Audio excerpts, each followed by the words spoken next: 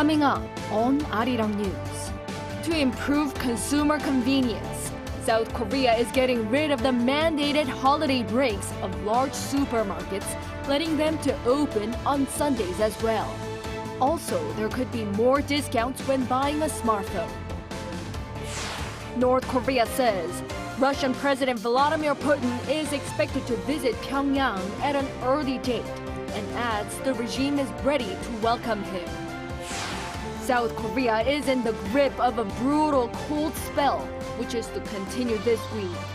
Heavy snow warnings are in effect for central and southern regions, while temperatures fall below 0 degrees Celsius in most of the country.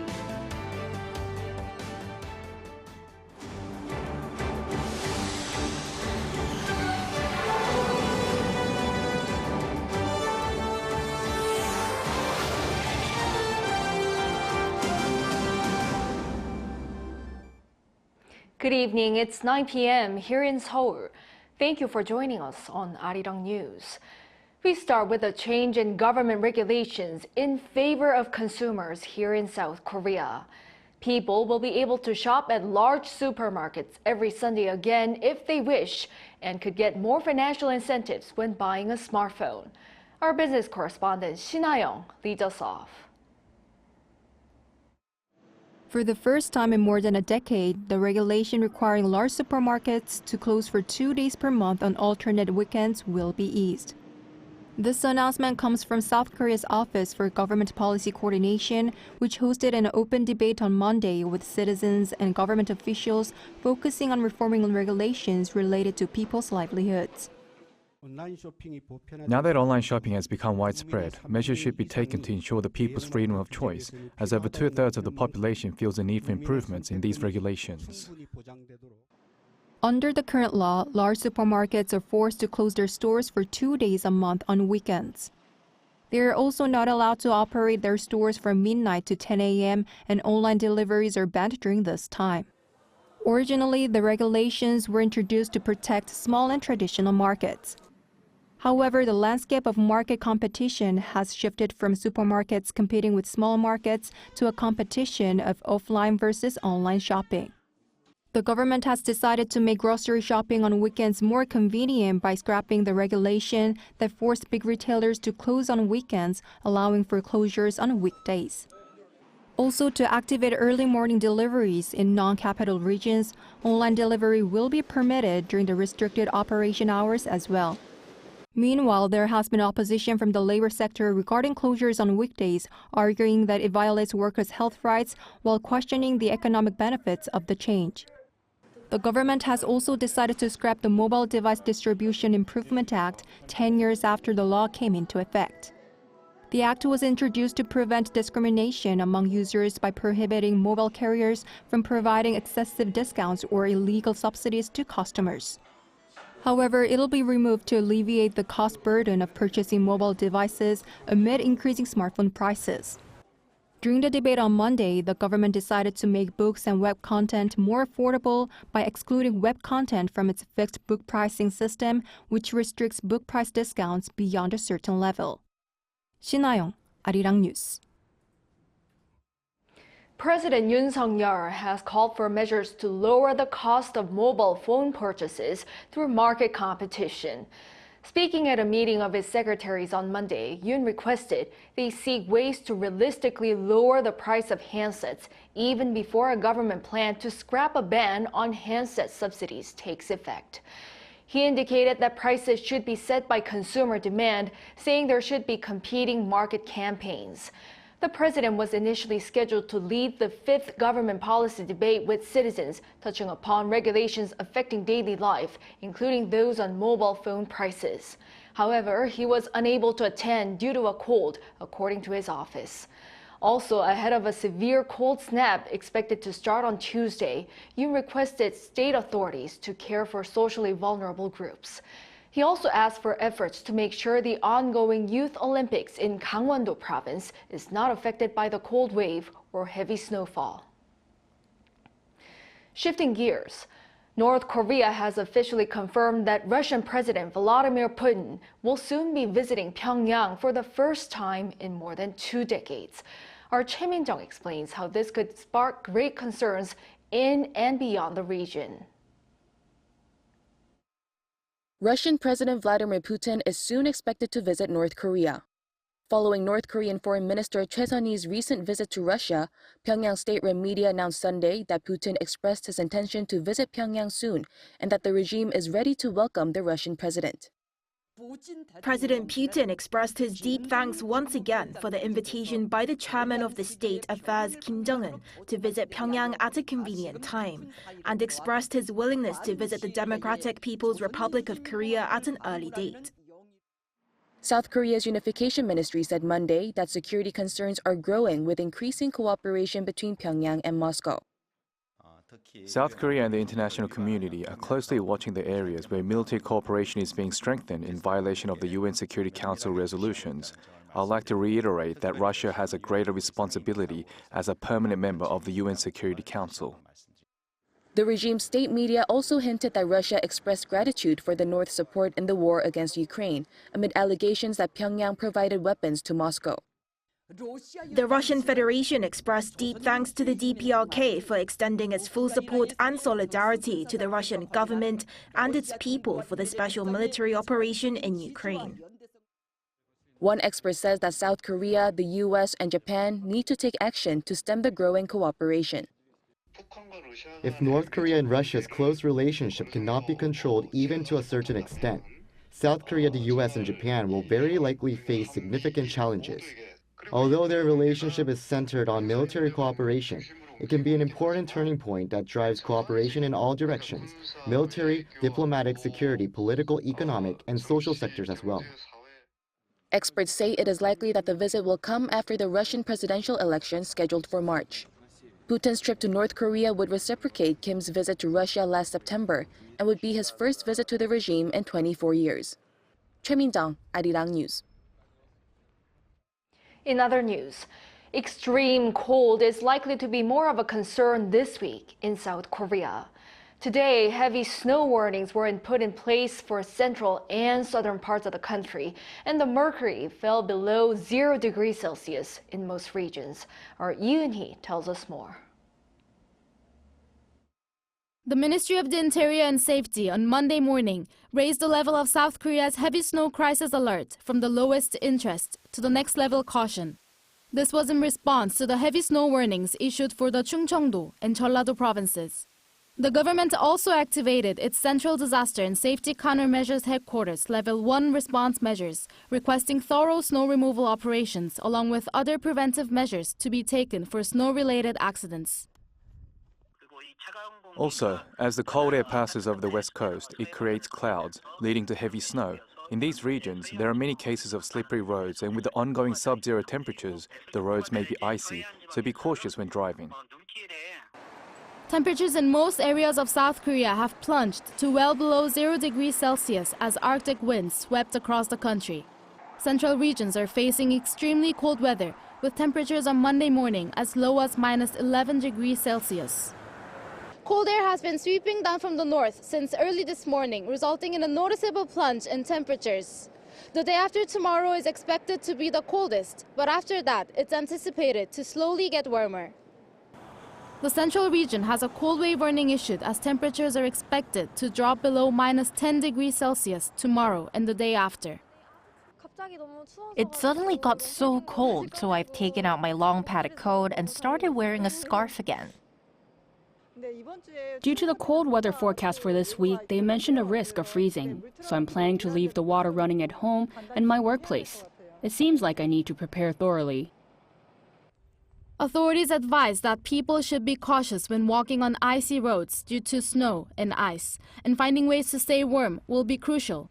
It is anticipated that the cold wave warning will be upgraded tomorrow. Lee Eun-hee, Arirang News. And it's not only Korea that's gripped by harsh winter weather. Unrelenting winter storms are impacting the US and UK, with dozens reportedly killed due to the weather. Our Park Gun-woo has the latest. After more than 2 weeks of bitterly cold temperatures and deadly winter storms, harsh weather continues to strike the US, leaving dozens dead. According to a tally by CBS News on Sunday local time, there have been 92 weather-related deaths recorded in the U.S. over the past week, including 25 fatalities in Tennessee and 16 in Oregon. Most of the deaths were attributed to hypothermia and car accidents due to icy roads. At least 8 other states, including Pennsylvania, Mississippi, and New York, reported additional deaths, although some are still under investigation as to whether they were weather-related. The severe cold weather continued during the weekend, with tens of millions experiencing below-average temperatures, while the eastern coast is expecting to face some of the coldest weather this season. Also in Indiana alone, during last week, over 80 centimeters of snow were reported. It takes quite a bit of time because there's just so much snow. Over in Europe, Storm Isha, the 9th storm to hit the UK since September, approached the country on Sunday. The storm could possibly cause damage to homes and buildings, uproot trees, and down power cables, leading to electricity cuts. People have also been warned about flying debris and large waves. An amber wind warning has been issued by the country's meteorology office for counties including Devon and Cornwall, lasting from Sunday 6 p.m. through 6 a.m. Monday local time, with gusts expected to exceed 80 miles per hour. The Met Office said the storm would be a, quote, noteworthy one for both counties, with risk to life in coastal areas from large waves and flying debris heading inland. European countries, including Spain, Croatia, and Bosnia, continue to experience heavy snowstorms, leading to the closure of many major roads and causing traffic chaos. Park Gonu, Arirang News.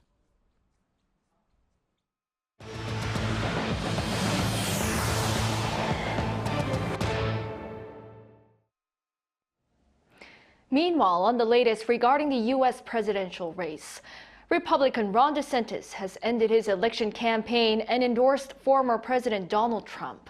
This leaves former UN Ambassador Nikki Haley the only viable contender to Trump in the upcoming New Hampshire primary. An Sung-jin reports.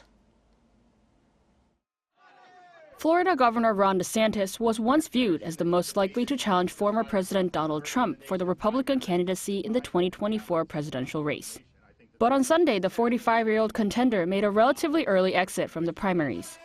DeSantis posted a video on social media site X where he endorsed former President Donald Trump as the Republican presidential candidate. Saying that he and the former president had some disagreements, he called Trump superior to incumbent President Joe Biden, adding that it was clear that, quote, a majority of Republican primary voters want to give Donald Trump another chance. Accordingly, I am today suspending my campaign. I'm proud to have delivered on 100% of my promises, and I will not stop now. It's clear to me that a majority of Republican primary voters want to give Donald Trump another chance. DeSantis entered the 2024 presidential contest with major advantages in his quest to take on Trump, with early primary polls suggesting he would be a top challenger to Trump. But his support had been declining for several months due to a flawed campaign strategy, his seeming lack of ease with voters on the campaign trail, and Trump's so far unshakable iron hold on much of the party's base. Most recent polls showed 70% of Republicans view the former president favorably, and with DeSantis getting single-figure projections from the New Hampshire primary, he said his victory was unlikely. New Hampshire will hold the first primary election of the 2024 election cycle on Tuesday, which, with DeSantis' withdrawal, now leaves former U.S. Ambassador to the UN Nikki Haley as the only viable contender to Trump remaining in the Republican Party. The winner of the Republican nomination will take on President Joe Biden, the likely Democratic nominee, in the presidential election in November. An Sung-jin, Arirang News. In the Middle East, Israeli Prime Minister Benjamin Netanyahu has refused for Hamas's call for a ceasefire in return for the release of remaining hostages. Our Kim Jong-sil has more. Israeli Prime Minister Benjamin Netanyahu says his country will not agree to Hamas demands for a ceasefire. In exchange for the release of our hostages, Hamas demands the end of the war, the withdrawal of our forces from Gaza. If we agree to this, our warriors fell in vain, and the next October 7th will only be a matter of time. On October 7th last year, around 3,000 Hamas forces stormed across the fences from Gaza into southern Israel, killing at least 1,200 people, including Israelis and foreign nationals, and taking 240 others as hostages. Israel drafted a record 300,000 troops in its response and has been attacking Hamas in Gaza for 107 days now. The Hamas-run health ministry says more than 25,000 people have been killed in Gaza in that time. The Israeli prime minister also reiterated his opposition to an independent Palestinian state, saying Gaza must be under the full security control of Israel, possibly responding to the U.S. response after Friday's phone conversation with Biden. President Biden has made clear his strong conviction that a two-state solution is still the right path ahead, and we're going to continue to make that case. The Wall Street Journal reported on Sunday that the U.S., Egypt, and Qatar are pushing Israel and Hamas to join a phased diplomatic process. Citing diplomats involved in mediation, the three-step process reportedly includes the releasing of hostages, withdrawal of Israeli forces, and finally ending the war in Gaza. Meanwhile, Hamas media office released a statement on Sunday saying that there were, quote, faults in the October 7 attack. But the statement also said the attack was, quote, to confront all Israeli conspiracies against the Palestinian people. Kim Jung-sil, Arirang News. Now moving on to the Youth Winter Olympics being held in Gangwon province, South Korea. The Olympic cauldron, often seen as a symbol of the Games, takes on an even more special significance in Gangwon 2024. Our correspondent Song Yu-jin tells us why. These red and orange flames may look real, but they're anything but. What you're seeing is the first digital cauldron in Olympic history. Shortly after the final torchbearer lit the actual cauldron during Friday's opening ceremony of the 2024 Gangwon Winter Youth Olympic Games, the digital cauldron also burst into flames. The flames look so authentic. I can't tell if it's the heat from the flames or just the overall excitement for the Games, but I can definitely feel the warmth here. This is part of Gangwon 2024's aim to host a green and sustainable Olympics. If we were to use the traditional cauldron, we would need to use gas. As we've become more conscious and aware about the environment, we wanted to try something new. The secret behind the digital cauldron? Anamorphic technology. Anamorphic technology is a specialized video technique that gives a three-dimensional appearance to a flat surface. So while the digital cauldron is essentially a cube-shaped electronic display board, it creates the illusion that the flames are burning inside when you look at it. The cauldron mirrors the actual weather conditions based on data from the Korea Meteorological Administration, like this if it rains. But rest assured, the flames won't be extinguished. All of this is controlled by cloud servers. A remote data center operating through cloud computing determines what's displayed on the screen. Gangwon 2024 has set up 5 servers, 3 in Korea and 2 in Japan, in case of emergencies. As for the actual cauldron, its embers are housed inside a lantern at the Athletes' Village, blending tradition with innovation. So the digital cauldron will burn in front of the Gangneung Hockey Center until the closing ceremony on February 1st. Song Yu-jin, Arirang News, Gangneung. Drones that carry passengers flying around cities could be a common sight in just a few years here in Korea. Urban air mobility test flights are scheduled to take off in the greater metropolitan region starting this summer. Our Chung Eun-ju has details. The UAM named OPAV, developed with technology by the Korea Aerospace Research Institute, has successfully completed a test flight. Until now, UAM test flights have taken place in non-urban areas, such as the reclaimed land in Gohung, Jeollanam-do province. However, starting this year, test flights will also be conducted in metropolitan areas. From August, the Ministry of Land, Infrastructure and Transport will begin the second stage of the demonstration plan of connecting suburban and urban areas in the capital region, starting near the Ara waterway in Incheon's Gyeang district. By 2025, the testing stage will expand to skies over the Han River, connecting Yeouido, Kintaeksin Goyang and Gimpo Airport, and further linking Jamsil and Suseok via Tancheon. The essence of urban air transportation is to bring air traffic, which used to be for long-distance travel, into our daily lives in the city and make it more convenient to move around. This year, UAMs ambitiously developed by South Korean corporate consortia will also take to the skies for refinement. South Korea has entered a competition for demonstration projects with other major countries such as the United States, France, and the United Kingdom. Not only the UAMs, but also all the services necessary for actual operations such as vertiports and traffic management are now being looked into. Following this, the Korea Augmentation Satellite System, or CAS, which reduces location error significantly compared to GPS signals, is expected to contribute to achieving the goal of UAM commercialization in 2026. 정은주, Arirang News.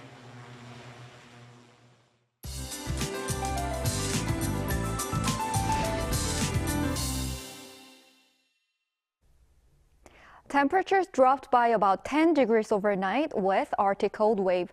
The weather has become extremely cold all over the country. This cold snap will reach its peak tomorrow morning, with temperatures in Seoul plunging to minus 14 degrees Celsius. Cold wave warnings have been expanded and upgraded. With the Arctic cold wave already freezing the nation, the West Coast and Jeju Island are expected to receive a lot of snow until the day after tomorrow. A heavy snow warning is in place in these areas. There will be more than 60 centimeters of snow in mountainous areas of Jeju Island and more than 20 on the west coast of the Jeollado provinces by Wednesday. Up to 10 centimeters is also expected on the west coast of Chungcheongnam-do province. A freezing morning will be seen all over the country tomorrow. Chuncheon will be at minus 16 degrees. Daytime temperatures will stay in the minus figures. Seoul minus 7, Daegu and Gyeongju minus 2 degrees Celsius. In Gangwon-do province, where the Youth Olympic Games are being held, sub-zero cold will continue during the day. Please take care. This cold spell will continue until later in the week and will move away by the weekend. That's all for Korea. Here are the weather conditions around the world.